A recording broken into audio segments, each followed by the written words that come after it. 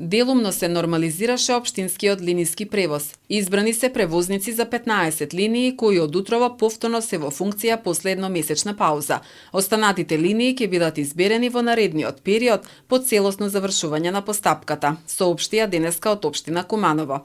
Во случајов без превоз и понатаму остануваат жителите на најголемите населени места: Перо, Чичо, Карпош, Гоце, Делчев, Зелен Рид, Тромеѓа, Игот Ричковиќ, Доброшане, железничка станица.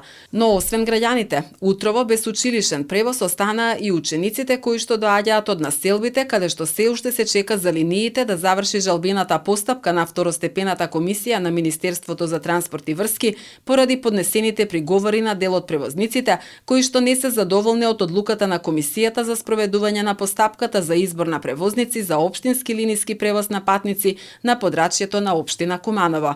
Инаку во денешното соопштение од општина Куманово се вели: согласно законот за превоз, општина Куманово е должна да организира општински линиски превоз. Според одлуката за уредување на општински линиски превоз на патниците на подрачјето на општина Куманово, регулирани се 26 линии. Од страна на општина Куманово е спроведена постапка по јавен оглас за општински линиски превоз на патници за избор на превозници. До сега се избрани превозници за вкупно 15 линии. Согласно Законот за основно образование и Законот за средно образование, на учениците потребно е да им се обезбеди бесплатен превоз до и од училиштето. Избраните линии ќе ги користат учениците, а за линиите кои се во постапка ќе се регулира посебен линиски превоз со што ќе се обезбеди бесплатен превоз за сите ученици, се вели во соопштението. И директорите на дел од училиштата за телевизија Плюс потврдија дека денеска учениците се снаоѓале за превоз до училиштата, а на денешниот состанок со надлежните од општината било договорено за линиите за кои нема изберено понудувач, секое училиште засебно да склучи договор со автопревозник во најскоро време.